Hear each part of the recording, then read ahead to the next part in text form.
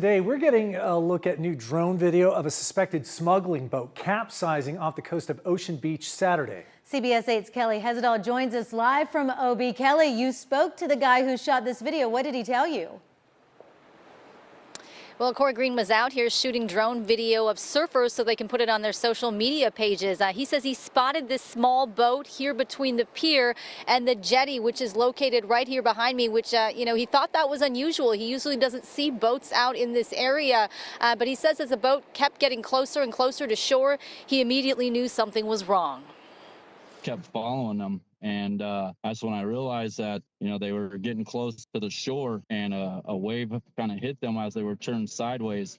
When it hit them, kind of spun their boat upside down. And that's when I saw like a bunch of people kind of just jumping out of the boat and coming out of like the windows and the main hull and stuff like that. I was kind of in shock too at the same time, because I didn't know exactly what was going on. And I was kind of looking around to see if anybody else was kind of witnessing what I was seeing.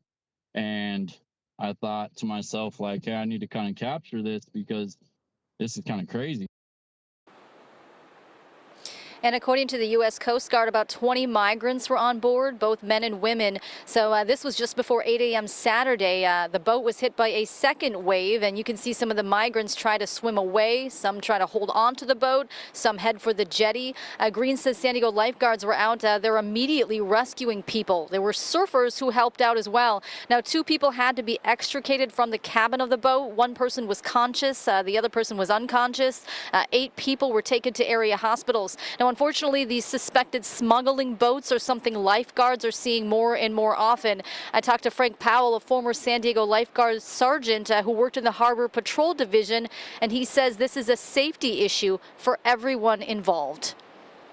What we're concerned about is that because they're going to enforce the border and they have the military on the border, the cartels or whoever smuggles these people are going to figure out what's the next route.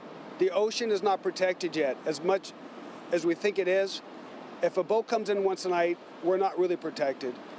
It's devastating, and it's a safety issue, concern for the lifeguards responding, for the people on the boat, for the people in the ocean. It's just all around bad news. And he says the federal government needs to step in and do more. He says they need to intervene long before these boats get toward our beaches. Now, he says these incidents used to happen monthly maybe, but he says they're just happening way too often. In fact, another suspected smuggling boat was also spotted on Saturday, and that was near Scripps Pier, but that boat had already been abandoned. Anna and Carlo.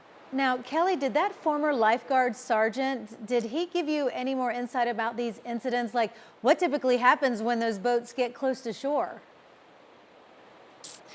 Well, yeah, he told me, they're trying to get to shore as fast as possible. They're trying to get to the sand, so they typically are coming in very fast.